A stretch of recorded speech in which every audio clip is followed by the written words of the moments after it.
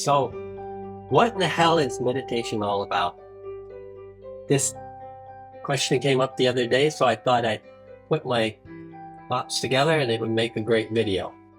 You know, both prayer and meditation are much like two siblings, orphan, waiting for their parents to return. Some say meditation is a acquired taste. Others say it's some type of Holy Communion, or what some would call the Sacred Heart. Or does it just simply embroider insanity? Strangely enough, this isn't too far off the tracks. I guess I'm not surprised meditation has many definitions depending on who's defining it, because it sort of does hold hands with prayer. I believe it's worth a deeper discussion so that everyone can see the hidden potential in this long-lost gem. The techniques of meditation are many. However, the intended purpose is a unifying experience. Tethering the heart and the mind to its soul presence is the best way I can describe it. Meditation really does stand alone. It cannot really be compared to anything. It certainly can be restful, and it can be insightful, and it can also be inspiring and uplifting at times. Think of it as a means to connect with your soul. Your soul really does determine what you really need anyway. This is why we see such a vast array of benefits and experiences across the board from people meditating. The real benefit worth pointing out here is that it removes the static interference that clouds the conscious mind and confuses the intelligence of the heart, which we call doubt. The subprime mortal goal here is to build a closer relationship with your soul while you discover your own unique purpose in life. Meditation really does stand alone in this sense. Most will agree with me. The best prayer is one that the heart very quietly whispers with sincerity. But the heart and the mind have their own challenging and bad days. I mean, let's face it. We are really looking for that connection that makes us feel more complete. Otherwise, why do we pray at all? Generally speaking, modern life is so enticing, at the same time it's challenging. The world of economics is really at the center of it all. And it's never been this bad in my lifetime. Creating so much debt. As the whole system grows, it's proving to be unsustainable. And this is no accident by design. As the money game gets reset once again, the workforce is on the losing side.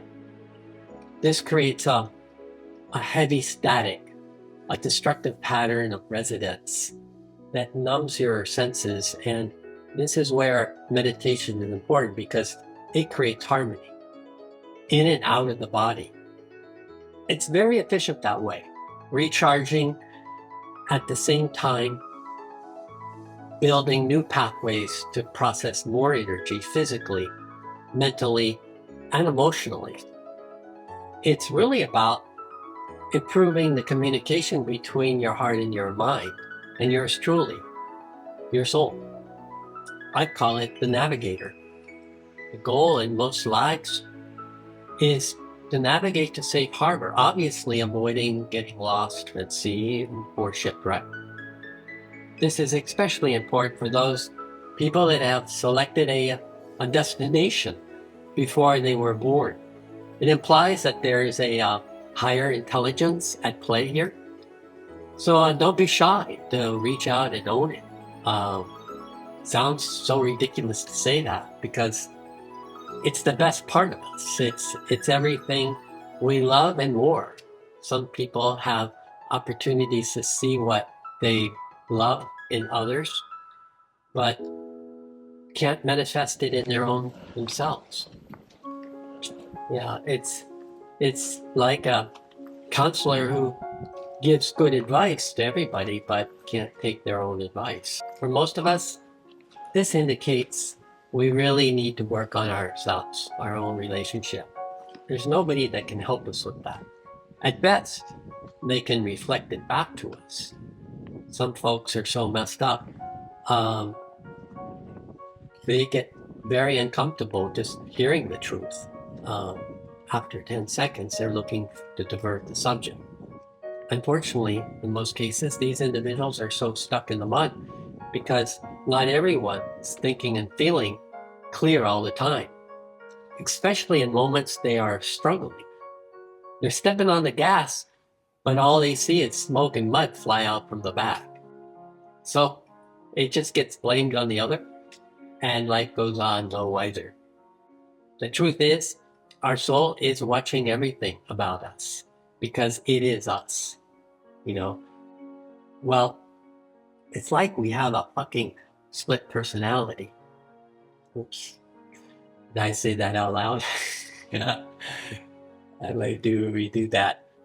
If I was to strip meditation down to highlight its best context and intended purpose, I would start by saying meditation is the space between words and thoughts. In music, it's the silence between the notes, or that deep space before the perfect idea. Generally, most will agree that the mind and the body has to be at peace, but I'm not sure if that's intended to mean it's a prerequisite or not. However, most people would agree achieving a peaceful alertness is to set it apart from sleep. The tricky part in defining meditation is that it's really does stand alone, like I said before, from all other spiritual disciplines. And technically, if I can use that word correctly, it's not a discipline. Meditation is not a discipline. Yoga is a discipline. Exercise is a discipline. Therapy is a discipline. It would be like calling sleep a discipline. Sleep comes naturally, and so does meditation. For most people, it may be or just be a moment or two here and there. A couple deer just ran across the field. Catch that later.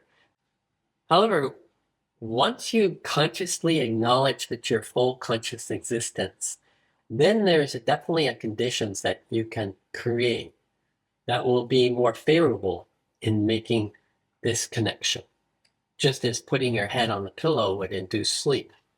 Successful meditation is not about meditating for or about something.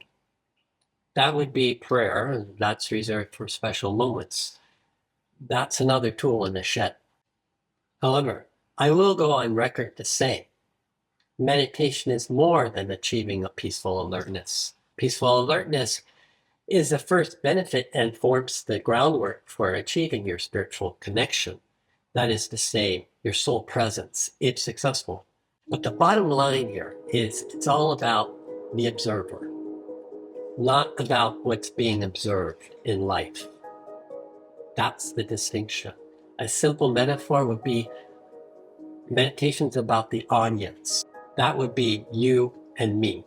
Meditation's not the actor in the story, or if the actors are good or bad, or if the story has a meaningful storyline. Many stories, but there's only one you and one me. That is the focal point of the meditation. The real life benefit from successful meditation is awakening to the idea that you, whatever you believe you are, is more than you obviously believed you were before. That's a mouthful, but similar to the post-death experiences of the stories that you read about. The point that I'm making for everyone, and that they lose sight of, is you don't have to wait till you die to find that wonderful peace of mind and comfort. That's a crazy notation. Don't fall for it. People that have had an intense experience like, such as a surgery or a car wreck, loss of life, even a physical trauma. The mind, which is like a computer, can often crash in these cases. leaving the observer all by itself, awake to itself. But no one's going to be answering the door, until they get rebooted, so to say. I can say meditation's a practice in discovering your identity as the observer. This is pretty much hits the nail on the head.